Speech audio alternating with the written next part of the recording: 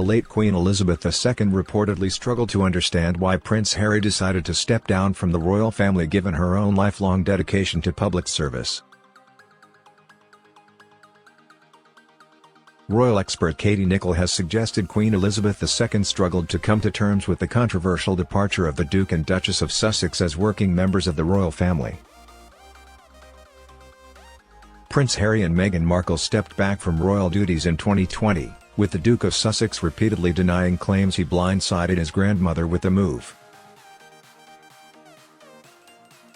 In discussion on her book, The New Royals, Ms. Nicholl suggested the late Queen had never been able to fully sympathize with Prince Harry's desire to escape the responsibilities of royal life, especially given her promise to dedicate her lifetime to public service and provide stability as monarch until her death.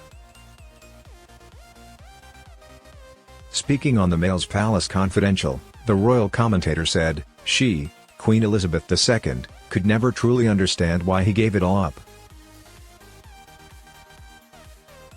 For a young girl who was never destined to be queen, but who made that pledge to serve for her whole life, duty was in her DNA. So the idea that one of hers could turn their backs on that duty, I think she did struggle to understand that. Before her reign even began, then Princess Elizabeth had pledged to devote her whole life to the services required of the royal family during a radio address on her 21st birthday.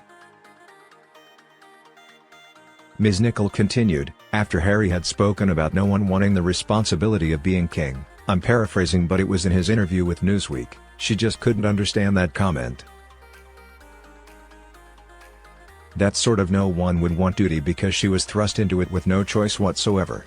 When her father became king, the one certainty in her life was that she would be queen and that was just non-negotiable.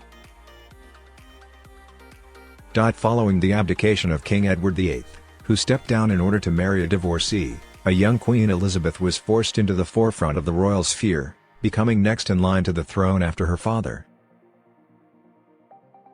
During a 2017 interview with Newsweek, Prince Harry questioned, "Is there anyone of the royal family who wants to be king or queen? I don't think so, but we will carry out our duties at the right time."